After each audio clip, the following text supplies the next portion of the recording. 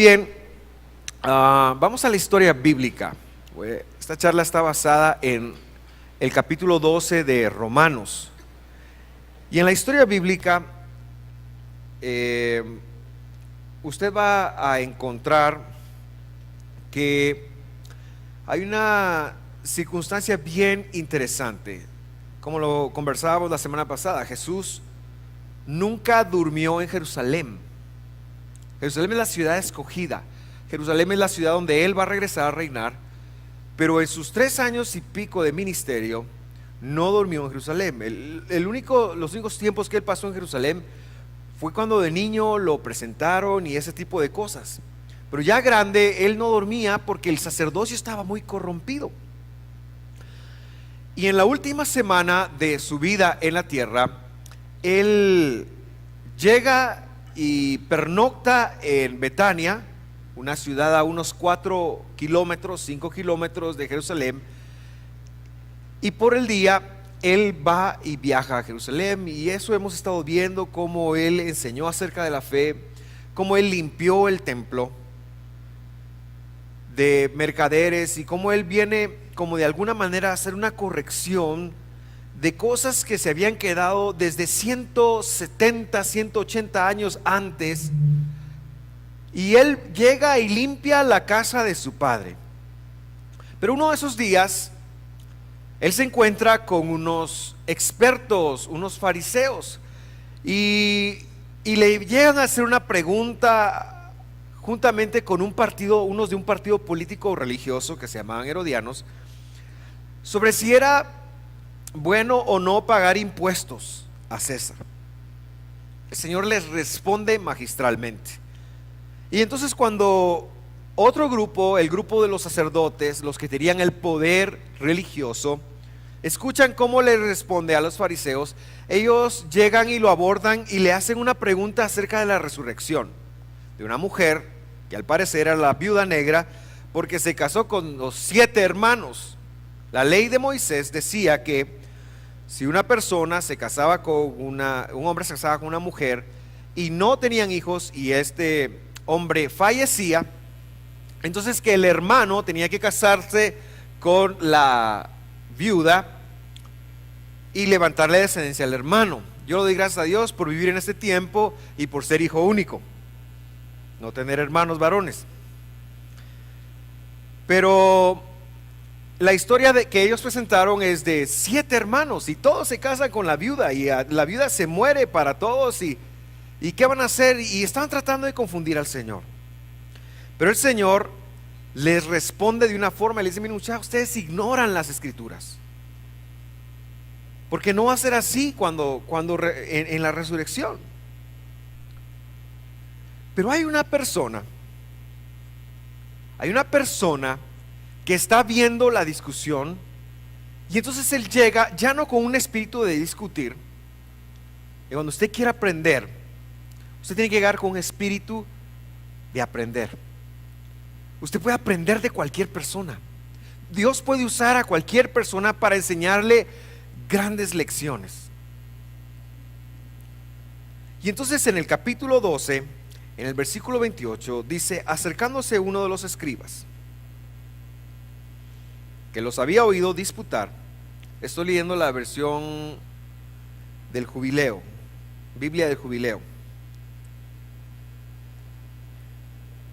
Uno de los escribas que los había ido a disputar y sabía que les había respondido bien, le preguntó: ¿cuál es el principal mandamiento de todos? Es imprescindible para entender lo que Jesús va a responder que entendamos bien este versículo.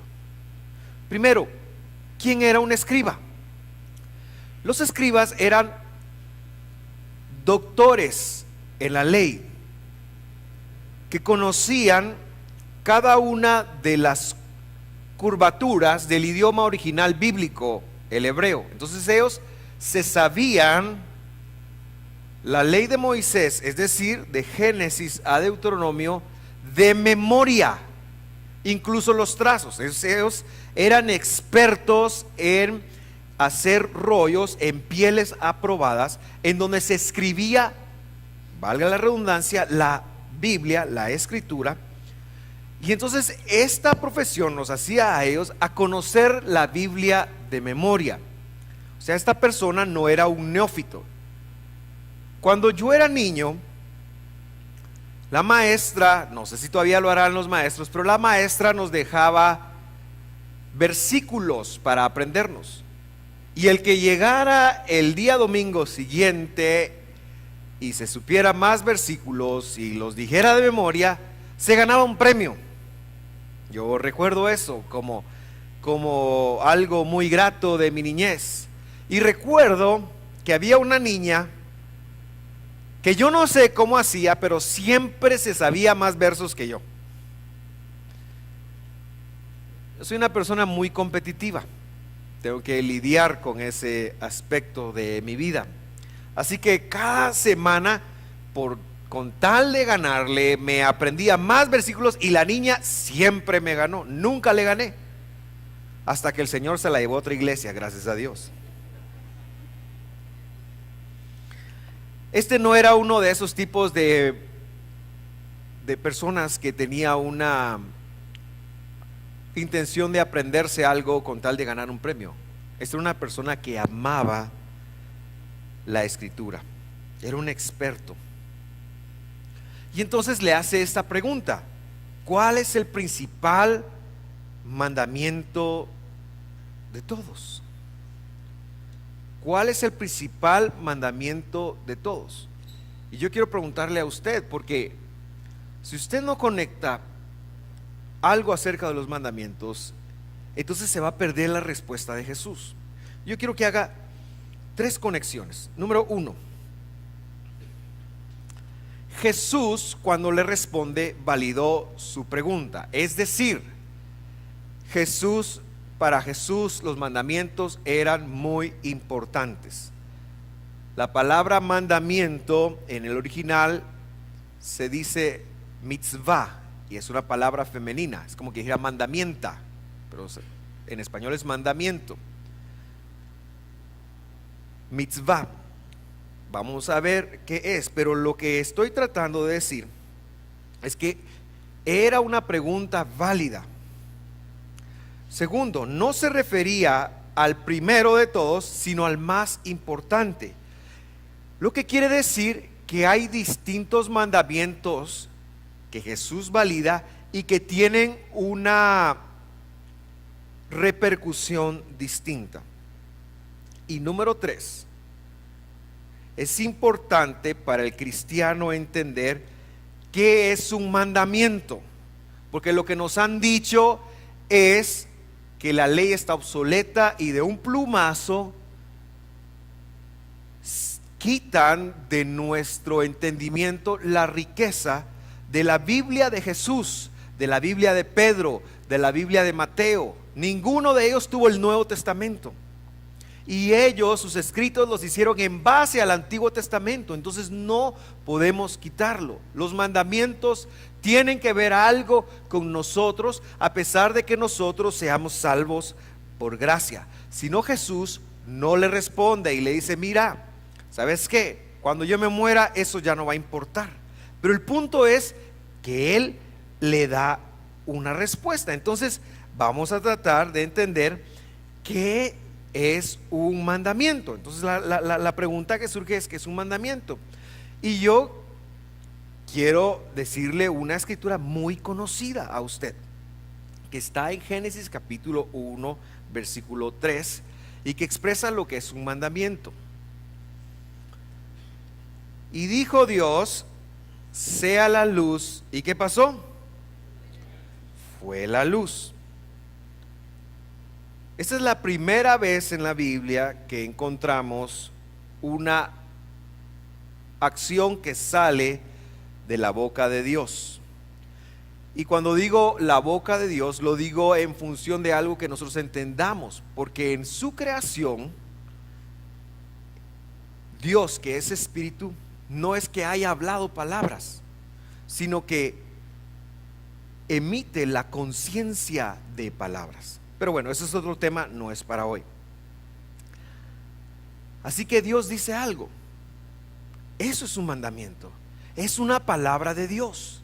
Es algo que Dios dice y que espera que haya una respuesta. Entonces Él se para y le dice a la oscuridad que exista la luz. Ahora, vio Dios que la luz era buena y apartó la luz de las tinieblas. Y llamó Dios a la luz día y a las tinieblas llamó noche, y fue la tarde y la mañana de un día. Ok. ¿Qué sucedió con la creación, con la naturaleza?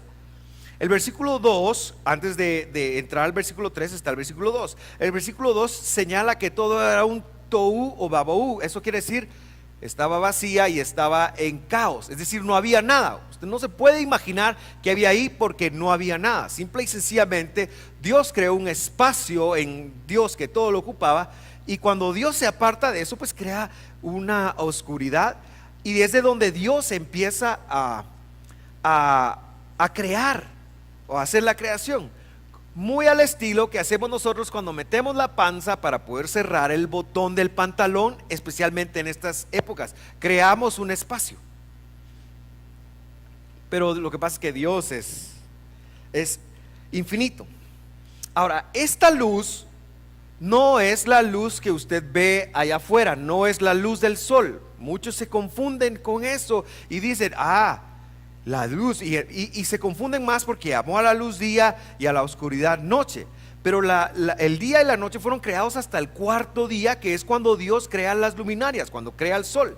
Esta es una luz espiritual que tiene que ver con cosas espirituales. Entonces, lo que estoy tratando de decir es que cuando Dios da una orden, eso es un mandamiento, y que toda la creación responde a esa orden. Si usted pone una semilla en la tierra, esta semilla después de un tiempo empezará a germinar. ¿Por qué hace eso? Porque tiene un mandamiento de parte de Dios para hacer eso. Si usted mira el viento soplar y estar, ¿por qué hace eso? Porque tiene un mandamiento de parte de Dios. Toda la creación reacciona a los mandamientos de Dios. En toda la creación nada sucede por casualidad. Ustedes conocen a la bubu. La bubu es muy famosa en esta iglesia porque no normalmente, pero yo mucho predico de esa perrita. Esa perrita me da unas lecciones a mí impresionantes. Por ejemplo, a las 8:30 de la mañana, todos los días, esa perrita sale de la casa a tomar el sol y se pone en el sol, y ahí está en el sol. ¿Y por qué hace eso? ¿Por qué a las 8:30? Yo bien pilas, al mediodía va a quemarme, ¿verdad? Y de ahí todo rojo, todo sufriendo las consecuencias de eso y qué sé yo. Pero esa chuchita, esa perrita, a las 8:30 lo hace sin falta. Luego, cada vez que yo la toco, ella hace algo así. Voy a tratar de especificarlo. Se sacude la mala vibra que yo le transmito. Yo no sé por qué hace eso, pero tiene un mandamiento de Dios. Lo que estoy tratando de decir es que toda la creación tiene un mandamiento y funciona de la forma como Dios le ha dado el mandamiento que funcione. Eso es un mandamiento, es una orden de Dios dada a la creación, y la creación no tiene otra más que responder, excepto una creación. Una que en su infinita sabiduría Dios le dio un libre albedrío, es decir, una capacidad de escoger. A saber quién será. El primer mandamiento que Dios le dio a esta creación está en el versículo 28 del mismo capítulo, y dice así, usted lo puede leer conmigo: los bendijo Dios. Las bendiciones son mandamientos. Las bendiciones son mandamientos, porque un mandamiento es algo que Dios dice para que tenga una consecuencia. Y les dijo: fructifiquen y multiplíquense, llenen la tierra y sojúzguenla, señoreen en los peces del mar, en las aves del cielo y en todas las bestias que se mueven en la tierra. Vaya si el humano no se ha multiplicado. Entonces, deducimos que un mandamiento es una verdad eterna, es un principio eterno, una verdad espiritual que opera desde la boca de Dios, pero que con respecto del hombre es distinto a todos los demás seres creados. Toda la creación tiene que hacer lo que Dios le dice. El hombre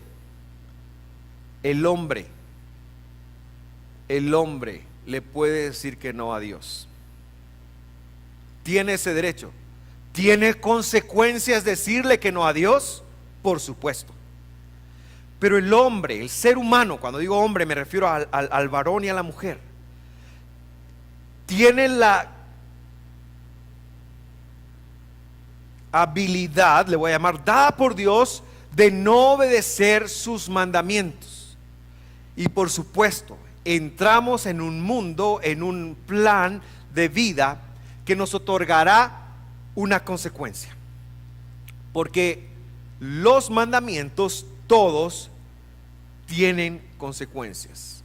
Por eso cuando Dios le dice a la oscuridad, al vacío, sea la luz, la consecuencia es que hubo luz.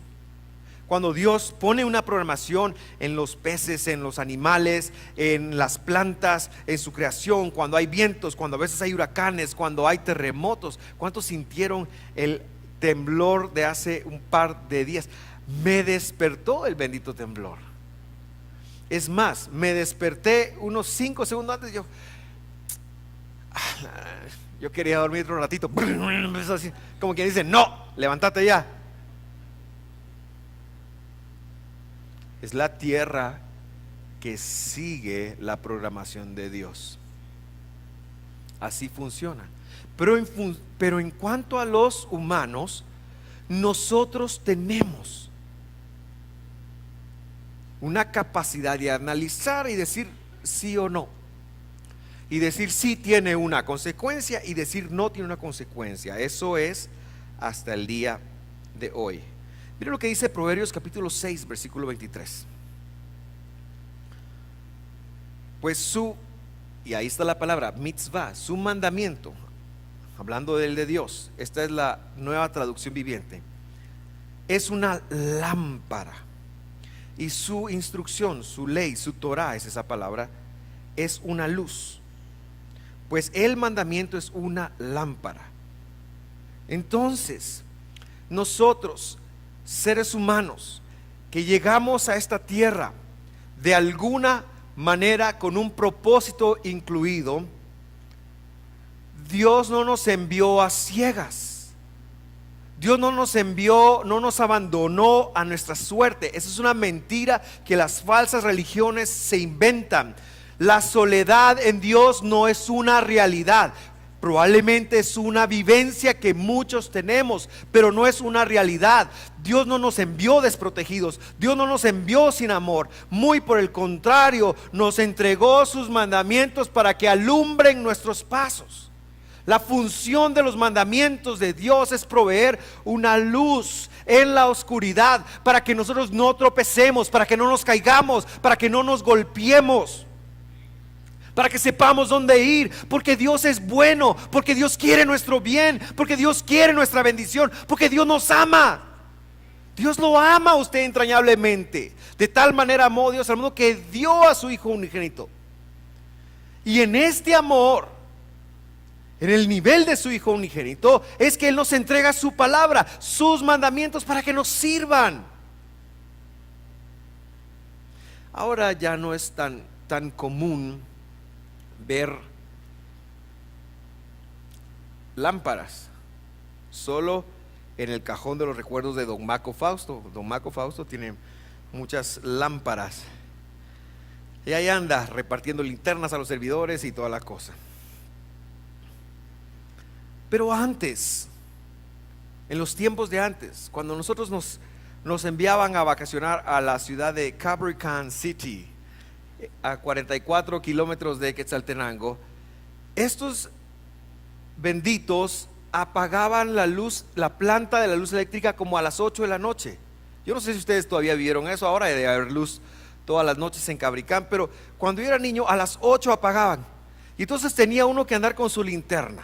Era un recurso muy valioso. Y yo recuerdo el frío, las heladas y la linterna. Recuerdo que a veces la abuela, mamá y papá, teníamos que ir a un culto a 5 o 7 kilómetros y no había carro, ¿verdad? Sino era a pie. Y recuerdo las lámparas porque no se iban por el camino, sino se iban por veredas, y era algo muy interesante. Y la luz de la luna no era suficiente para alumbrar. Y por la noche yo recuerdo la lámpara, cómo era de útil. El mundo está en oscuridad completa con respecto de Dios. Ni siquiera podemos asociar la oscuridad que la noche, cuando no hay luz, trae. No la podemos asociar con la oscuridad que el mundo hoy vive de los principios espirituales de Dios. El mundo acarrea oscuridad. Hay una oscuridad allá afuera. Por supuesto que ahorita usted ve el sol, pero espiritualmente hablando hay demasiada oscuridad. Y la gente está mal, la gente está triste, la gente está deprimida, la gente no sabe qué hacer. Y muchos cristianos que tienen a Jesús en su corazón no recurren a la luz verdadera, sino también andan deprimidos, enojados, frustrados, malvados, qué sé yo, que quiera usted agregarle ahí. Cuando Dios nos ha entregado una lámpara para que nosotros podamos vivir bien. Y si a veces no vivimos bien, es porque no tenemos este entendimiento. Es porque no hemos reconocido que lo que la Biblia es, que lo que los mandamientos son una luz. ¿Quieres tener luz en tu vida? ¿Quieres tener luz en tu vida? Pues hay que pagar la factura una vez al mes, por supuesto. Pero ¿quieres saber qué hacer en la vida y tener luz? La respuesta no está ni en Twitter ni en Facebook. Bueno, en algunas páginas sí, porque tienen versículos bíblicos. Pero la respuesta está en el entendimiento de la Escritura. Y déjeme decirte, hay muchas capas de luz. Cuando nosotros nos acercamos a Dios, la luz es muy tenue. Y el trabajo del creyente es ir quitándole las pantallas a la luz, porque eso le va a mejorar la vida. Entonces la pregunta de este hombre fue: realmente, ¿qué es lo que yo tengo que obedecer que va a traer la luz completa a mi vida? Eso es lo que está preguntando. ¿A dónde puedo ir para adquirir mayor luz? Sé que hay muchos mandamientos, sé que hay muchas formas de vida, sé que tu palabra dice muchas cosas. ¿Dónde empiezo a ser un buen creyente? ¿Dónde empiezo a conectarme con Dios? ¿Cuál es el punto de partida? Le está preguntando a él, para empezar a quitar todas las pantallas y conectarme con la luz más suficiente que hay. Esa es la verdadera pregunta. Eso es lo que él está diciendo. La respuesta de Jesús, usted se la sabe de memoria. Jesús le respondió, Marcos 12:29. Como vino Marcos, voy a predicar de Marcos. Y Jesús le respondió: la principal fuente de luz espiritual que hay en todo el universo es esta. Escucha, Israel, el Señor nuestro Dios, el Señor es uno. No me aguanto las ganas de decirse. Lo que le dijo fue literalmente Shema Israel, Adonai Elohei, no Adonai Echad. Eso fue lo que le dijo. No me aguanto las ganas. Me lo sé de memoria, es mi oración favorita. Si usted es un estudioso de la Biblia, sabrá que originalmente esta escritura está en el capítulo 6 de Deuteronomio, en el versículo 4. Y si usted lee ese pasaje, se dará cuenta que es una oración. Así que lo que Jesús le está respondiendo, que es el mandamiento más importante, es que él tiene que orar. Y tiene que orar un pasaje específico. Y si usted lo ve en Deuteronomio, se encontrará que hay que hacerlo cuando se levanta y cuando se acuesta. Que hay que repetírselo a los hijos. Usted les hace un favor si le repite a sus hijos: escucha, Martín, escucha, ponga el nombre de su hijo ahí. El Señor nuestro Dios, el Señor uno es. Y esta oración es conocida como la oración de la unicidad de Dios. Es conocida como el hecho de, más que Dios sea uno, es su unicidad. Y está relacionado con lo que estudiábamos la semana pasada. ¿A qué me refiero? Ahorita lo aclaro. Mire pues, cuando uno tiene una necesidad, tiene alguna carencia, cualquier cosa, tiene un reto, tiene un problema, cualquier cosa, ponga ahí todos sus retos, ponga ahí sus dudas, ponga ahí sus problemas, los míos también. ¿Qué es lo que normalmente uno hace? Voy a poner un ejemplo. Supongamos que surge un dolor de cabeza. ¿Qué hacemos? ¿Qué hacemos? Tengo un dolor de cabeza, tengo una jaqueca. Bueno, de repente nos tomamos una pastilla y no lo pensamos. Y de repente la pastilla produce alivio, ¿verdad?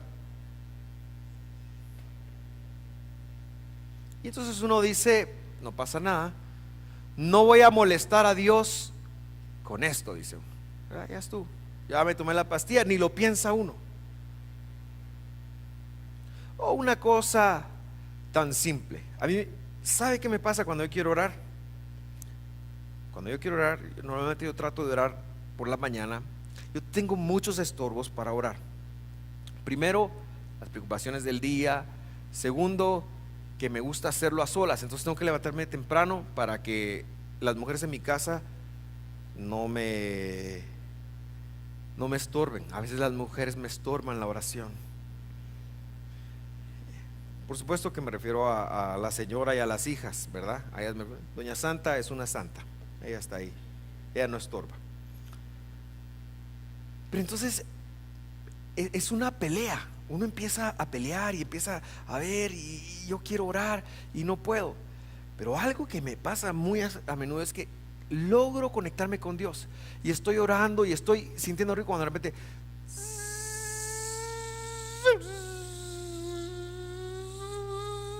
Señor, yo estoy bien. Y ya cuando digo así, yo no sé por qué en mi casa hay tanto zancudo. Hasta chikungunya le dio a Mónica la vez pasada. De verdad.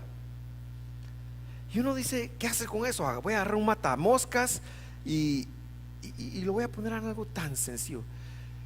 Estamos tan acostumbrados a solucionarnos la vida nosotros solos que se nos olvida esto. Esto quiere decir que Dios es el dador de todas nuestras necesidades. Se lo puse con algo tan sencillo. Él es nuestro proveedor. Eso es lo que quiere decir que Dios es uno, que todo depende de Él. Estamos tan acostumbrados a resolver la vida de X o Y manera, cuando lo primero que tenemos que hacer, y esa es la base de la fe, es entender que Dios sí puede cambiar nuestra realidad. Por supuesto que le buscamos para las cosas difíciles, para las cosas que no tienen solución, pero el punto aquí es buscarlo para todo, porque Él es todopoderoso. Y Él verdaderamente se puede encargar de llevarse el zancudo a donde sea, de quitarme el dolor de cabeza. Y al final del día, si yo me tomo la pastilla y no lo convoco a Él, de todas maneras Él es tan bueno, pero tan bueno que me alivia a Él. Lo que pasa es que se disfrazó de la pastilla, porque algunas veces usted se tomó una pastilla y no le funcionó. Algunas veces usted hizo algo y no le funcionó.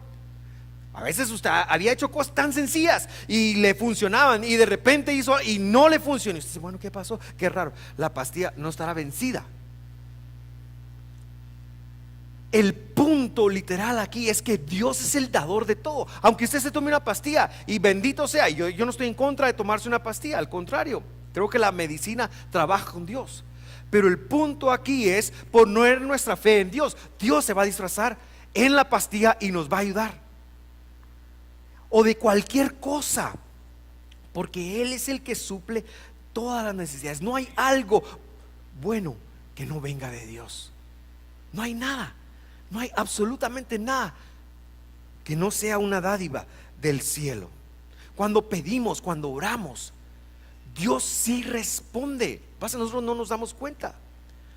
Y cuando entendemos esta conexión, eso es lo que Jesús está diciendo. Lo más importante es que ustedes dependan de Dios, que recuerden que el Señor es uno, que Él los bendice, que Él tiene la respuesta para todo. Pero no, nosotros somos demasiado activos. Yo no estoy diciendo que no haya que actuar, yo no estoy diciendo que no haya que tomar pastilla, no estoy diciendo que no haya que esforzarse en hacer las cosas que nos tocan a nosotros. Lo que estoy diciendo es que primero tenemos que buscar el reino de Dios y su justicia. Las demás cosas van a venir, las demás cosas van a suceder. El punto es poner a Dios en el lugar que le corresponde. Es el número uno. Y eso es con todo, es con tus relaciones. No te estás llevando bien con tu hijo, no te estás llevando bien con tu hija, pónselo a Dios. No te estás llevando bien con el esposo, con la señora, con lo que sea, pónselo a Dios. Lo primero es Dios.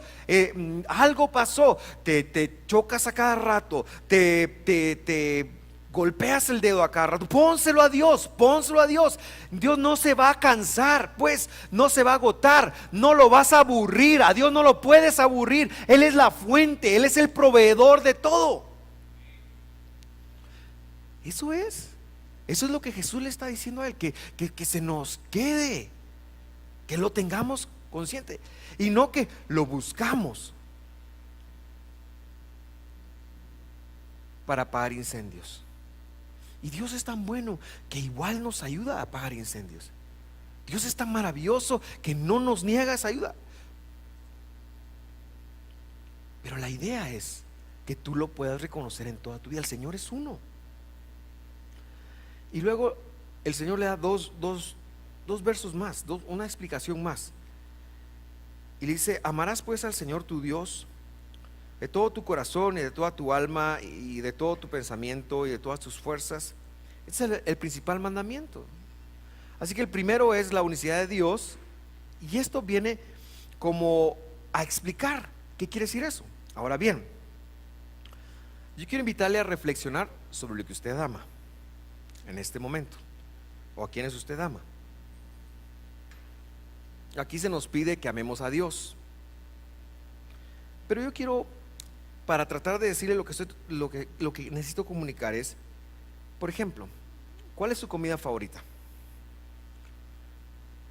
¿A cuántos les gusta un buen trozo de carne? Levanten la mano los que les gusta la carne, un buen trozo así. A mí me gusta el puyazo, hermanos. Un buen puyazo. ¿A usted le gusta el puyazo?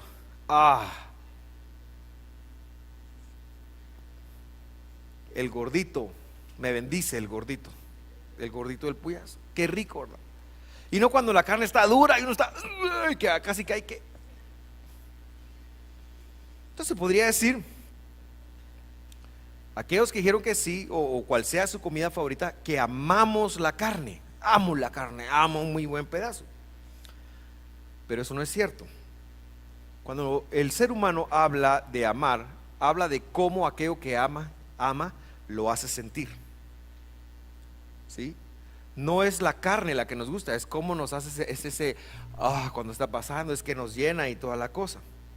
Si nosotros realmente amáramos la carne, nos pondríamos enfrente de todos los lugares que venden carne con un rótulo como este y boicotearíamos e diríamos: por favor, están matando vacas. Mi hija Natalia, estábamos comiendo pollo, ella estaba muy pequeña, tendría unos 5 años, 6 años, y de esos razonamientos que hace, estábamos comiendo pollo y le pregunta a su mamá: mamá, dice, ¿este pollo de dónde viene? Pues es un animal, Mamá, pero ellos esperan a que el pollo se muera de viejito para comerlo, ¿verdad? Le preguntó. Y entonces la mamá le dijo la verdad: no ha vuelto a comer pollo ni carne.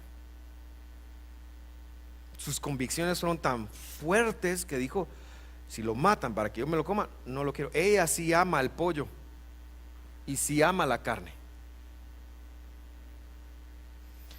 ¿Qué estoy tratando de decir? Cuando amamos algo, nos amamos, somos tan egoístas que amamos lo que nos hace sentir. Si usted ama a alguien, realmente no le pide, le da. Por eso el amor más puro es el de una mamá hacia su hijo, ¿verdad? Que lo cuida, basta ver a doña Miriam cómo anda de culeca en estos días, ¿verdad?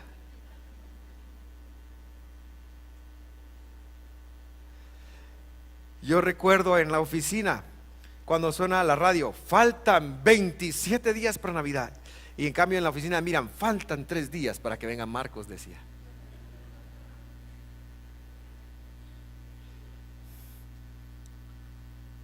O sea, fíjense, pues nosotros amamos, pero el día que eso que amamos o esa persona que amamos no se comporta como nosotros queremos, ahí nos enojamos un poquito. Y a veces vamos en contra del bien para ellos, de los que amamos. A veces cuando no hacen lo que nosotros decimos, ya, ¿cómo así? Y ya uno se puede enojar. Pero lo que estoy tratando de decir es que eso tenemos que purificarlos. En el matrimonio se ve muy bien esto, ¿verdad? Media vez el susodicho se comporte bien y estos parámetros, entonces la señora está contenta. Pero cuando no se comporte así, ay Dios, ¿verdad? Ay Dios. Y viceversa, no solo los hombres también somos así. También somos así y queremos y Dios nos está pidiendo que amemos. ¿Qué hacemos? Con Dios sí podemos ser egoístas, porque a Dios no le podemos agregar nada. Cuando hablamos de amar a Dios, tenemos que entenderlo así. Mire, ama al Señor tu Dios con todo tu corazón. Lo que te está diciendo es que tú puedes y debes ir más allá de tus recuerdos, de la programación emocional que tú tengas.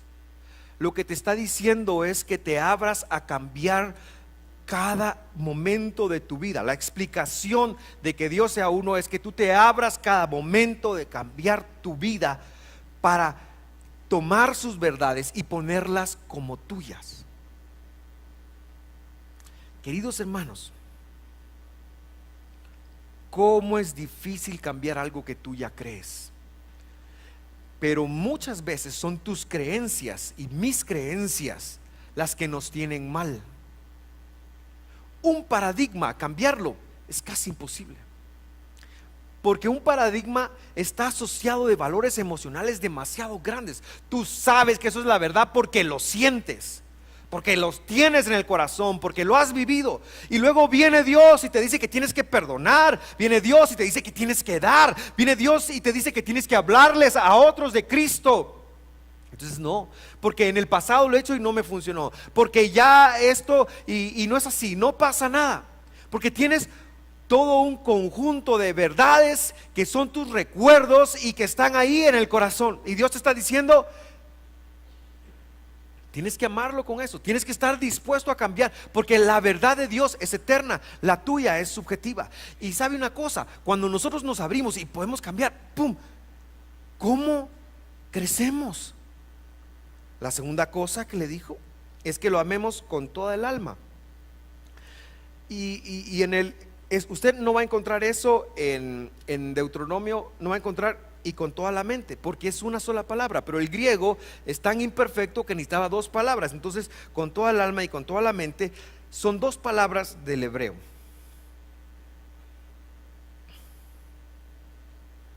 Y aquí está hablando de suplir nuestras bajas tendencias, nuestros razonamientos lógicos, por lo que Él quiere, por las verdades de Él, aunque no entendamos, aunque no nos tenga sentido. Una tiene que ver con los recuerdos, una tiene que ver con la programación que ya tenemos, y la otra cosa tiene que ver con el instinto, tiene que ver con nuestra lógica. Y cuando nos pide a Dios ahí cuando nos pide ahí que amemos con todas las fuerzas, nuestras fuerzas no son otra cosa que nuestras finanzas. Dios no necesita nuestras finanzas, ni nuestro corazón, ni nuestra alma, pero por nuestro beneficio nos pide que se la entreguemos. Nos pide que manejemos las finanzas. Nos habla de ser gente dadora de las fuerzas. El mandamiento más importante, ahí está nuestro manejo del dinero, nuestra dádiva, ahí está, con todas tus fuerzas, con todo lo que generas. Y ya en cierre, para entender bien este mandamiento, vamos a ver con lo que Jesús le cierra a este hombre. Le dice: y el segundo es semejante a este: amarás a tu prójimo como a ti mismo. No hay otro mandamiento mayor que estos. Por favor, note algo. ¿Cuál fue la pregunta que le hizo el hombre? ¿Cuál es el mandamiento más importante? ¿Y Jesús qué respondió? No es uno, vos, son dos. Es lo que le está diciendo. El segundo es semejante a este: amarás a tu prójimo como a ti mismo. No hay otro mandamiento mayor que estos. Y el punto aquí es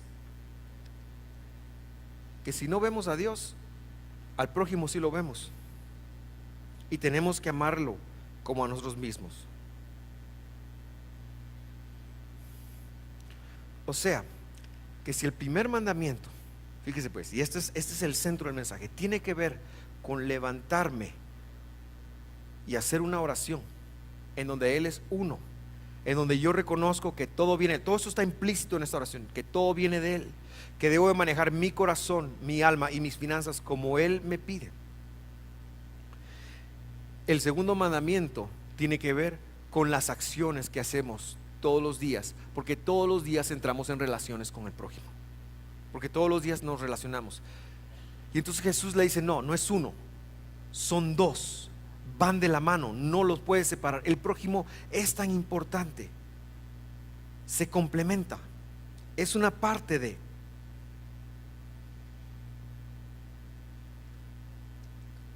¿Y eso qué tiene que ver con nosotros hoy en día? Bueno, tiene que ver todo. ¿Quiere usted tener una vida victoriosa?